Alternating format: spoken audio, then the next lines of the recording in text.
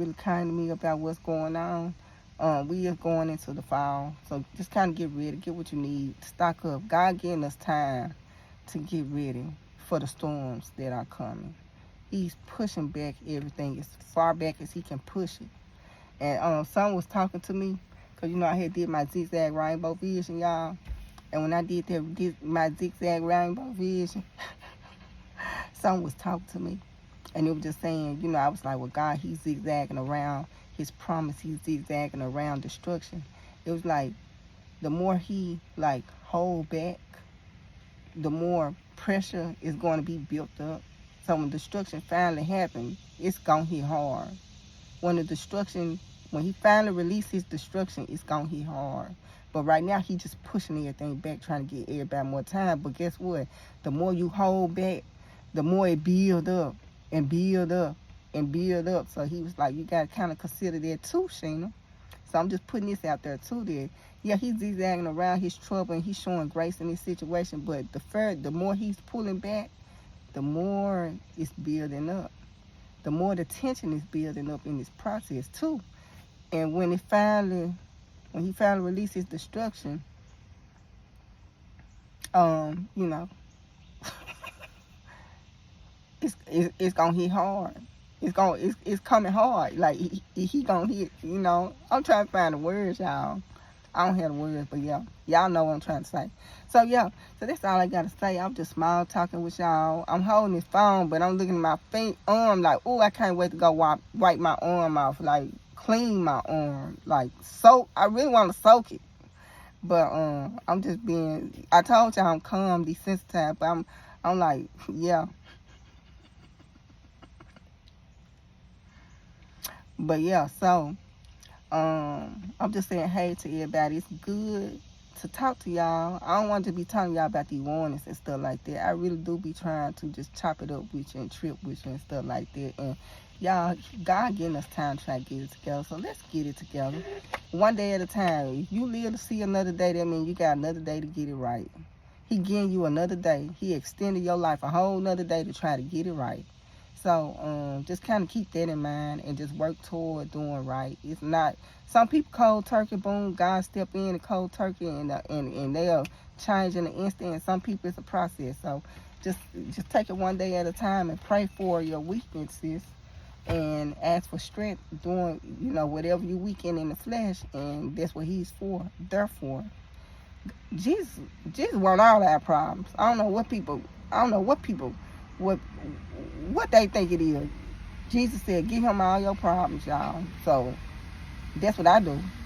I give him all my problems because he said he wanted. And I'm gonna talk to y'all later. Recently God gave me this vision.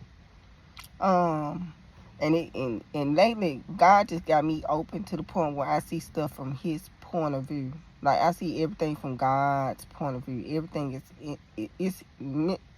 his point of view. Like that's the mindset that he got me in right now. So everything that's around, everything that go on, what go on with this person, what go on, everything is from his point of view.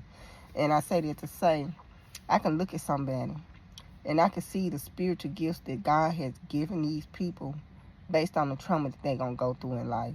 So a lot of people have been gifted with these extra gifts. And it's due to the trauma that they was going to experience on earth. So God said, well, because you finna go through this, I'm going to bless you and give you an extra anointed gift on this journey of life that you're going to be on. So that's kind of how God operates, how he do.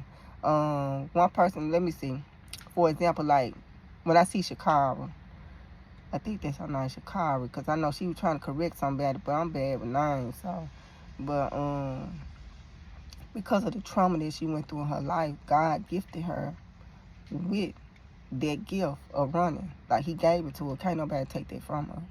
And I've been saying it way back. I always spoke on because of her trauma. That's his gift to her. Like he had so much love that this the gift I'm giving you because of the trauma that you're going to go through. And that's what he did. So that's her gift. Can't no human take that away from her. So when I see people, I can see I could see like the trauma, but I could see the gifts that God gave to kind of balance or overpower the trauma that they're going to experience. Like he gave everybody all these gifts, but everybody got all these special gifts because of the trauma, so to speak. So that's how like he got me. So I can see everything. When I see everything, when I see everybody, all I see is, ooh, this person, God gave this person a gift to sing because of this that they was gonna be going through. So, ooh, this person got anointing, and actually, this gift is gonna get this person and create a form of like wealth and financial security. Like I can see all that just by like interacting with people. So people might not understand the dynamics, but yeah. So when I see people, I be like, ooh, you got these gifts, but these gifts came from this particular trauma, or this that was gonna go on, or that was gonna go on. So he equipped you to even overcome all of that with this gift, So that's how I be, y'all. So I say that to say, God had gave me a vision, and in this vision, it was like I had saw my daughter, and it was like it was like it was trouble. It was something dealing with like some type of trouble or something like that. And so, the Bible talk about how God say the sheep know their the sheep know the shepherd's voice. Like it talk about the voice, like hearing the voice of the shepherd and hearing my voice, and you will, listen to my voice. When this vision, I was calling out to my daughter because my daughter was like in trouble and danger. She was like in harm's way. So I'm calling out to my daughter, and my daughter, she's responding to my voice in the vision. Like she like looking like she hear my voice, but she never heeded my voice.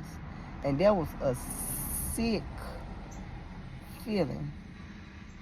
That was a sick feeling for your child not to heed your voice, and you're in the midst of danger. And I think that God put it in that context because, like, for him, for us not to heed his voice, for us to just be in the middle, in the midst of danger, and not even respond to his voice that would get us out of harm's way. Yeah. I mean, it was just sad to watch. So I know for God, it's just sad to watch, like his people, his children, like he through his voice, he's like sending the warnings, and his children just not listening to his voice, heeding his voice. They hear his voice, because my daughter heard my voice, but she didn't heed my voice. And it was just like kind of sad to sit there at that point, me as a parent, and watch my daughter and watch the trouble that was going to come to her because she was not able to get into a safe place. And all she had to do at that point was just hear my voice and listen to my voice and respond to my voice to be safe. And she made the choice through her free will not to do that. So now she was in danger. So God, he was just showing me the dynamics of his children and how he sit back and watch. And if he sent a warning and you don't heed to their voice, he just sitting up there at that point, and he really kind of like, in a way, kind of in a helpless position at that point when you use your free will not to heed the voice, not to get moved to safety, not to hear the voice that's trying to help direct you. And that basically how my daughter was doing. Like she heard me, and she was in harm's way. And where I was positioned, I want her to be able to get her out of harm's way. So with me not being able to get her out of harm's way, my voice was what she needed to hear to get her out of harm's way. And even though she heard my voice, she didn't heed to my voice. And when God showed me the dynamics of that, yeah, it was so deep. Like it was so deep. Like I don't even think I could break it down. But that's just kind of how I feel when it comes to us, his children, and when he's sending his force, he's sending his word, he's sending his son, and ain't nobody just heeding to what's going on, and you just from above, you're at a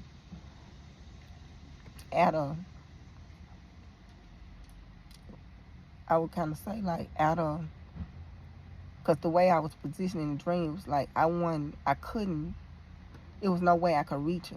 But my voice could reach her. So I could only speak like she could hear me, but I wasn't physically able to just rescue her out of her situation. And I think that that's kind of how it is sometimes with God. Like,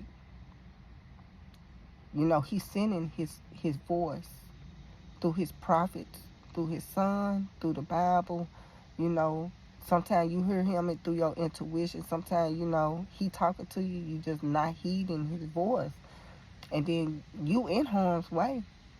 And he trying to get you to safety, but because you didn't heed the voice and where he's positioned, he can't just come in and just pull you out your situation. It's like you kind of have to deal with the consequences.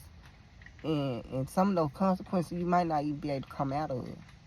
And that's just something that he was showing me, but it was way deeper than what I'm saying.